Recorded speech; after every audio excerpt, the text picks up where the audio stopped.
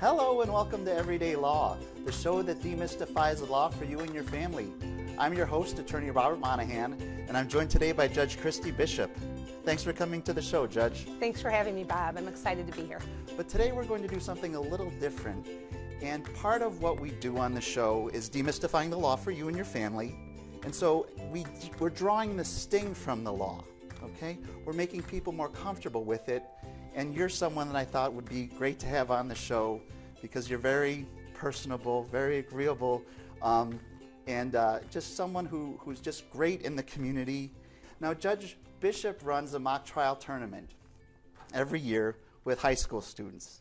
And before she ran the tournament, or while she was running the tournament, she coached the students, right? Right. And today we're going to talk about, well, we're going to talk about three things. We're going to talk about your background and history. We're going to talk about the most recent tournament, and we're going to talk about how it helps kids learn about the law. Great. But Judge Shippers, when I talked to him, said this about you, okay? He said, Christy has unbelievable enthusiasm. He said your enthusiasm was contagious, okay? He says that she coaches kids, and these kids might be fearful of the law and, you know, being in a mock trial tournament. And he said that they're fearful of the trial work that they have to do, fearful of public speaking. And he says that Christy breathes courage into fearful kids so they can get up and do it. He says you have a wonderful smile and a can-do attitude. That's from Judge Shippers. Yeah, nice, Thank right? you. That's so nice. Yeah. So you do the mock trial tournament every year. Yes. And you're currently a judge. I am. But did you always want to be a lawyer and a judge? You know, I did. I have had that law bug since probably junior high. Junior high. Right. My dad almost went to law school, didn't, so I kind of took up that torch.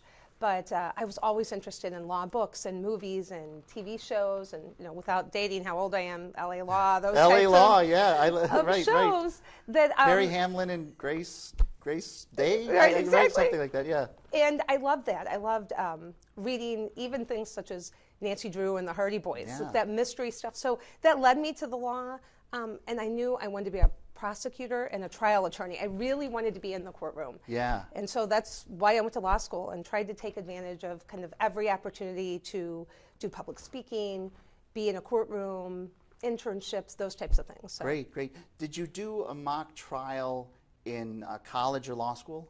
I didn't. I did moot court, which we had at law school. You probably had that too. Moot court is like, for the viewers out there, moot court is where you argue not in a trial setting, but in an appellate setting, which is different. We won't go into it. Right. It's not the same. It doesn't have that.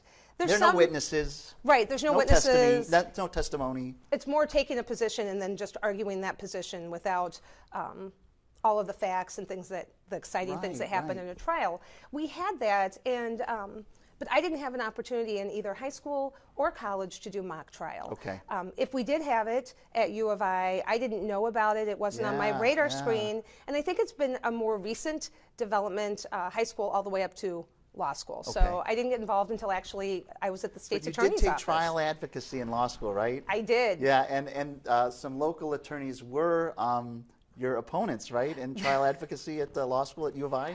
That is true. So, you know, small world. Yeah. I was at U of I in third year. My trial partner was Christy who is here locally, and we went against Louis Albaron and Marty Schaefer, who are both local attorneys that's who funny. Knew we'd all end up being here in Lake County. Because you're not from Lake County. I'm not. I grew up downstate, home of the White Squirrels. Home of the White Squirrels. It's Olney, Illinois. Yes. Right? So, home of the White Squirrels. Right. And just so you know, what was your motto? Work hard and be nice. That's the small town Midwestern values, right? Absolutely. That's what my parents always told me. Work hard and be nice, and everything else kind of falls into place. And then you started with the normal course of working in the state's attorney's office, doing traffic and misdemeanors maybe, but then you became, I mean, I know, just to cut it really short because we only have so much time, you became a supervisor of the juvenile division or the division chief of the juvenile division? I did. Okay. I did, and that was for 5.5 years. I supervised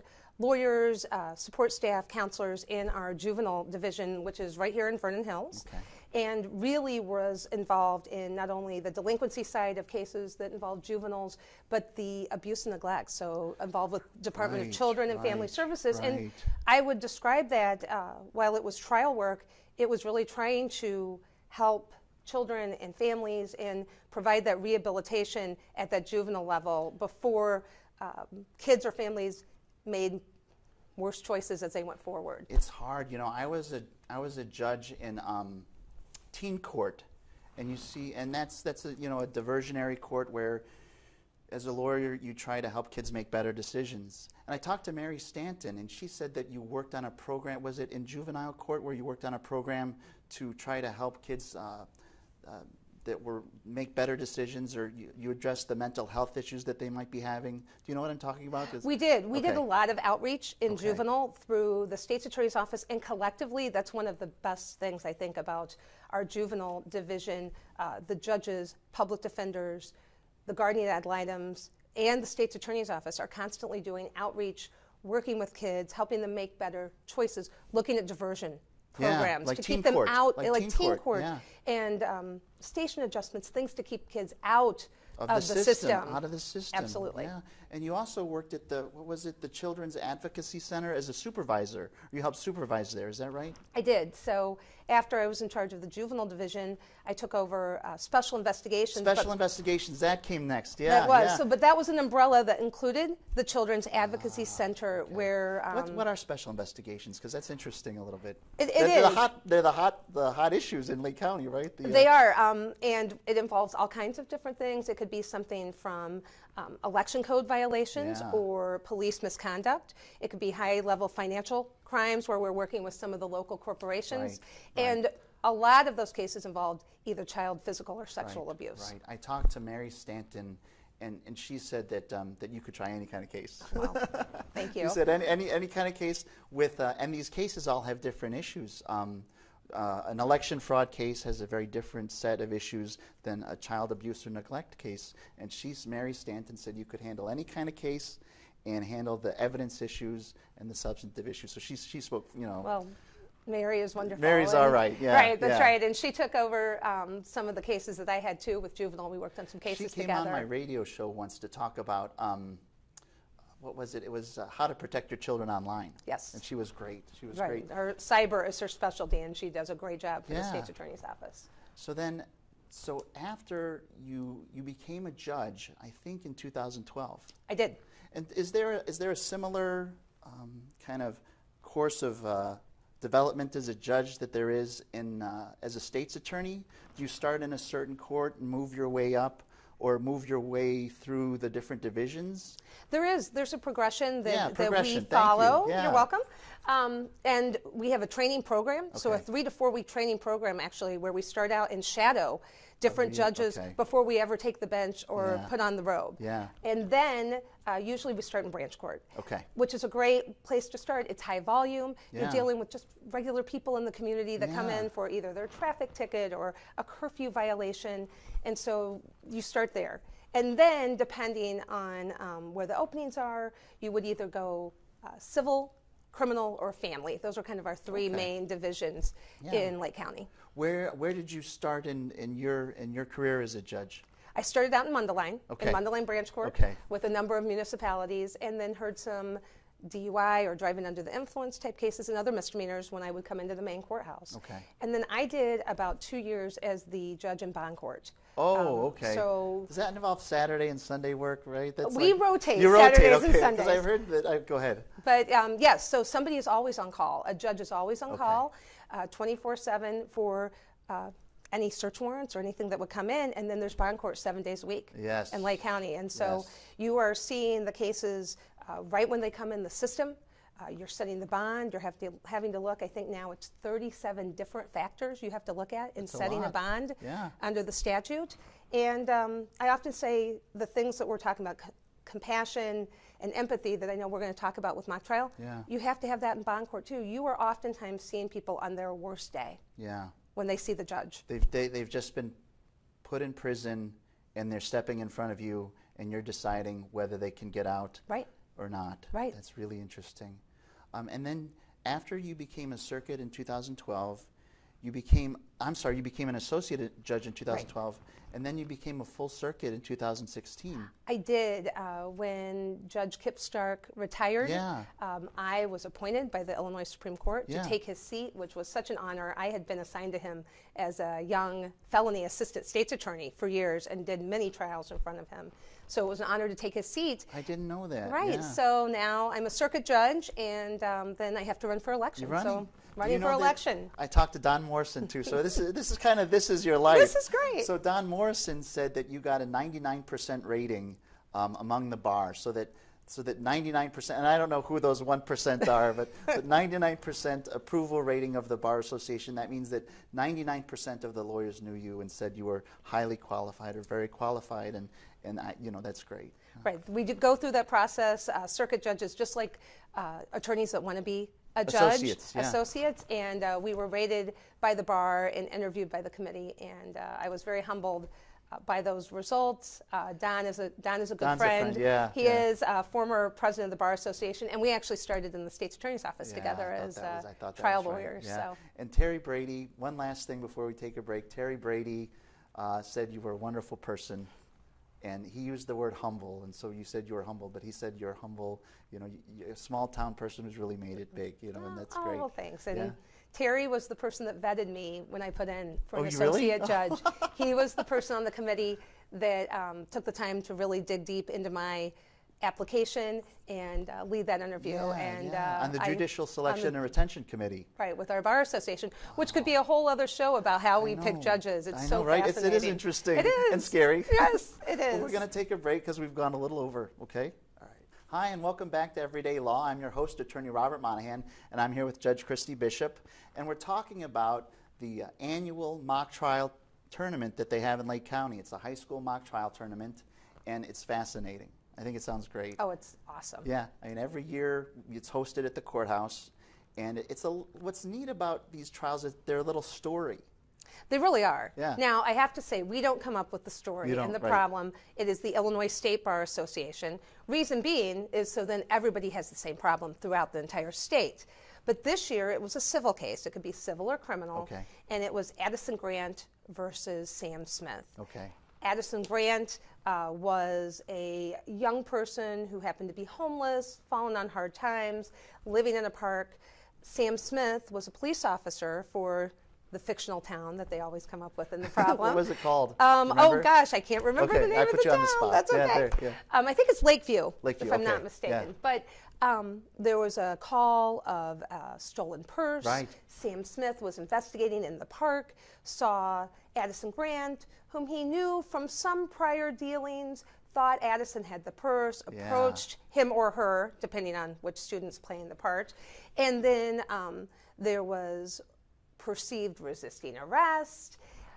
Addison Grant had a medical condition that the officer was not aware of, allegedly. Yeah. And there was some injury to Addison. An injury. And she was suing about the injury? Or? She was. She was suing on 2 claims, wrongful arrest, and then 4 damages for the injury to her. And so... Was it a civil rights claim? It was. No, they did not do that. I don't know if that maybe was too complicated that would be for complicated, the kids. Yeah. But it was wrongful arrest. Okay. And so the kids were able to do that.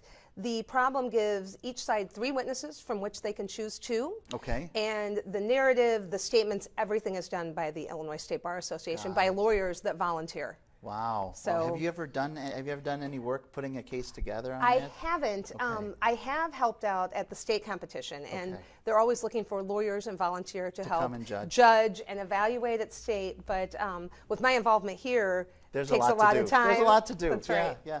So in the case, high school students play the lawyers, and they also play the witnesses, right? They do. So there's the place for the theater student, right? The drama, and also the litigator. The kids play all of the roles, and like I said, they do each side of the case. So they do the plaintiff side, really interesting. and then the defense side. So they have to learn both sides. They have to learn it all, and in fact, that's really interesting.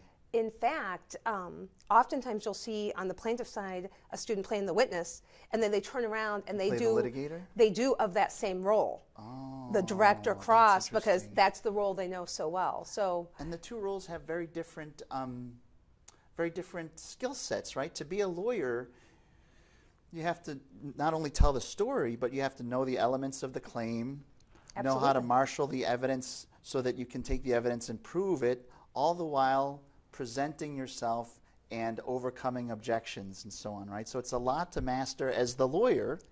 And absolutely. Go ahead. Yeah. And as the lawyer, they get a whole packet of information. They are expected to follow the rules of evidence. That's really hard. They are supposed to. I don't know how they do it. Right. I mean, I often have said I have seen high school students that are better than some of the lawyers I've come seen. Before you. Yes. But no names. No names. Just because they're so polished and so confident, and they know their case so well. Yeah. You know, they have to respond to objections. Yeah. It is really thinking on your feet. It really is. Yeah. Now, you know, like a typical objection might be hearsay, right? Like hearsay means sort of like someone else said it and the witness is testifying, hey, I heard Fred say that you had the gun in your purse or whatever. That can't come in because someone else said it who can't be examined in court. Exactly. So that's the kind of thing that they have to go through. So they get the packet, right? And the packet has the facts. Do they also get the rules of evidence that are applicable in the case? They do. So those are, again, set by the Illinois State Bar Association, so they're the same. And then the judges that hear the cases also have access to that. Oh, that's a lot. And then, so the lawyer has to master the rules of evidence, the facts of the case, how the law works, and how the facts fit into the law, all the while presenting it in kind of a story form so that people stay interested in watching it. Yes. And then the witnesses, do they have less to do, do you think, in terms of they have to know the facts of their case, but they have to they don't have to do as much heavy labor in terms of learning the rules of evidence, or do they? I think they have to be prepared because they don't know what to expect on cross-examination. And that's one of the reasons that we have these invitationals, because they're all preparing for the state competition. So the more tournaments and invitationals they're involved in, the more practice the more they know what's coming maybe, or what could come. Interesting, interesting. So when a witness is going through cross-examination, I guess the witness has to know what's coming. Oh, what I was trying to get at is, does the packet that the witness have anything that could be contradictory or difficult to account for? Do you know what I mean by that? Yes, okay. Absolutely. Because the lawyers that write the problem write in facts that are like, wait, what, that's a red herring. Right? Exactly. They could either go either way, or depending on how skilled the students are, they will give them opportunities that they can seize on to really try to turn it around on the other side. That's interesting. Just like a real case. Now, how far can students digress and interpret what they're given? For example, like I've heard a story of a mock trial team taking what they're given and just coming up with this story that no one could anticipate. Like, there was an affair happening between two of the witnesses, and that's the motive, or whatever it may be. Just really, it wasn't in the packet, but if you inferred enough, you could get there. Right. I think it's just like real court, reasonable inferences. Reasonable inference. It has to be reasonable. It has to be reasonable, and they've really tried to make sure that these students stay within the bounds of the problem. Yeah, that's smart. Right, yeah. And what happens, it's kind of a continuing process, but if you're on the official list with the schools, you'll receive update memos throughout the course of the competition season. Yeah, because you cannot go this way because it's just not what we're after. Right, here. And a lot of the teams need to clarify, can we do this, or when you say this, what does that mean? And so I think the Illinois State Bar Association is excellent at trying to keep everybody on track. Yeah. So it's fair. You know who has the hardest job in the mock trial tournament? The judges. They do. The students have been, so the witnesses have been preparing. The students playing the lawyers have been preparing. They've been going to tournaments after tournaments to get ready for the state competition. But you throw the lawyer in to judge it. Well, and what we do here in Lake County, we are very fortunate to have such great partnerships, not only with our 19th Judicial Circuit, our judges. We use all real judges as judges. We do not have to rely on somebody that's not a judge. Oh, really? So, no kidding. We had 10 volunteers that come in on a Saturday, real judges here in Lake County. So the judges for the the judges for the competition were real judges. Absolutely. We didn't have any. Oh, I did not know that. No, Okay. and then the evaluators, because again, That's they're right. not There's- only doing the trial, but you want to be able to give constructive feedback Yeah. to the students as they prepare for state. So then we have in each trial 3 to 4 lawyers. Lawyer evaluators. Absolutely. I see. So the judges rule on the objections, and they're the masters of the rules of evidence, and they can. They know the rules of evidence better than anybody. That's right. Okay, got it. That's really interesting. And then, so you want to talk a little bit about the logistics of it before we go? Sure. So as I said, we have the lawyer volunteers that come in, 3 to 4 lawyers. They do the scoring also. So because we give first, second, and third place. There's scores. There's winners and losers. There are, and we're able to do that and also recognize individual participants. Okay. So we give outstanding attorney, outstanding witness. witness, and we're able to do that because of the lawyer scoring and because of the partnership we've had for 14 years since we started this with the Lake County Juvenile Officers Association, the Lake County Bar Association, and the Lake County Bar Foundation. Right. Everything that is provided for this tournament is volunteered. That's great. Not a penny comes out And of the the courthouse 19... is opened up for the high is. school students, and there's real judges, real lawyers, Real deputies, real deputies, court Did you deputies, say the whole another thing. county has asked us for some overflow? Like they're like, could you give us some overflow because we can't man our mock trial tournament ourselves, right?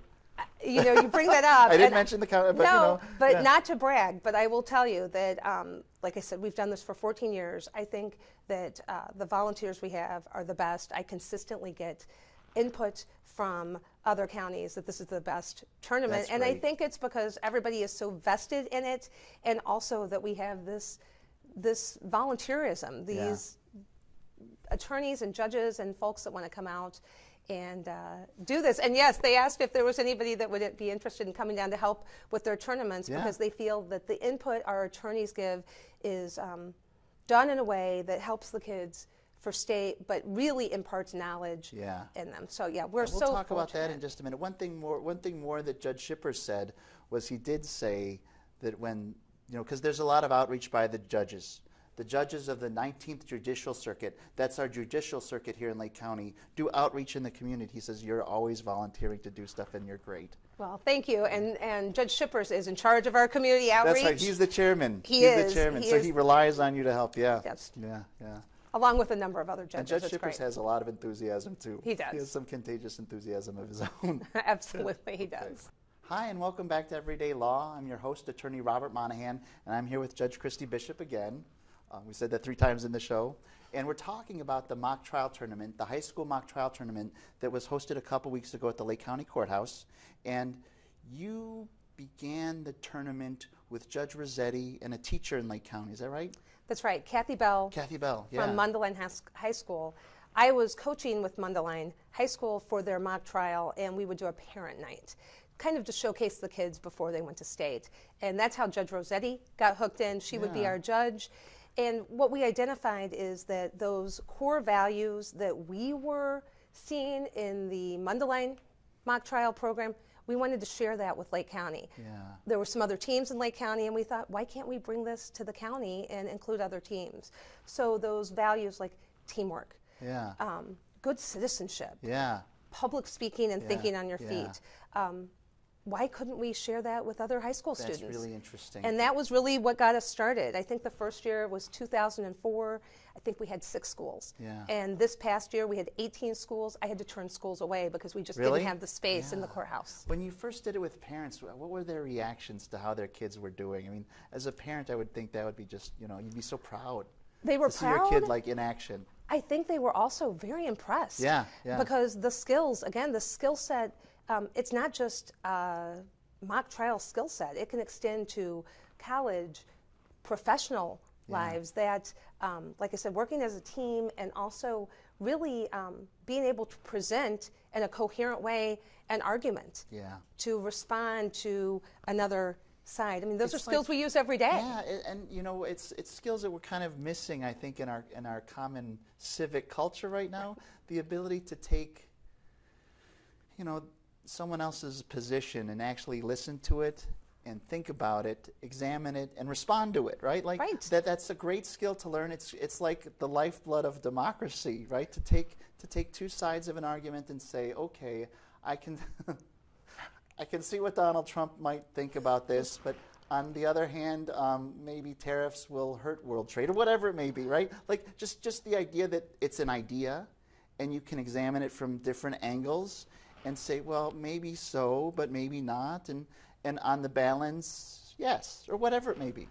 I think it shows and teaches respect for someone else's opinion, and also empathy, because while you may not, maybe that other side gives you something you hadn't even thought about, and so you can't get there unless you listen and have respect. Right, and the listening piece as well, because you have to listen and then respond. And that's really as lawyers, right, we do that every day, but how many people ever get a peek inside what really goes on in a courtroom or in a trial? And so this gives the students that opportunity to respond, to have empathy, also to see that there's professionalism. You know, we could fight it out in court every day, but at the end of the day, shake hands and say, okay, see you on the next case.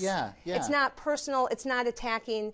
I think that mock trial really brings a lot of those things that you're talking about in society, kind of in that microcosm of a courtroom. It's very interesting. And it works. That it gives a close-up view of the justice system, right? That there can be two views of the same set of facts, and you can put them in the crucible of a courtroom and come out with an answer, right? Yes. And you have some finality. And yeah, it can teach I don't know what to call it, civic virtue. I mean, we just had a case in Lake County where a judge was assaulted on a train. A judge was assaulted on a train for stepping into to where a mother was really just being terribly behaved. Okay, and yeah, I think if every school had mock trial, we'd have a better community. Well, I love mock trial. Like I said, it's so exciting, and we are happy to spread it to other Lake County schools. We have judges and lawyers that are willing to come out and work with schools. It's not a huge time commitment, and it certainly costs nothing. Yeah. Our invitational is totally free to the schools. Yeah, it's a great education. Talk a little bit just before we go, because we talked at lunch, and one thing that mock trial does is it introduces young students, you know, high school students, to a class of people, lawyers, that they might not meet in their ordinary lives, ever. And young people might need guidance. And I think, you know, you said one of the great rewards for you as a coach was seeing some growth in students. Can you talk a little bit about that? I can. A couple examples I could give you are a student I had at Mundelein High School, who then went to law school. He is now back volunteering as the Mundelein mock trial coach. That's great. You know, things like that.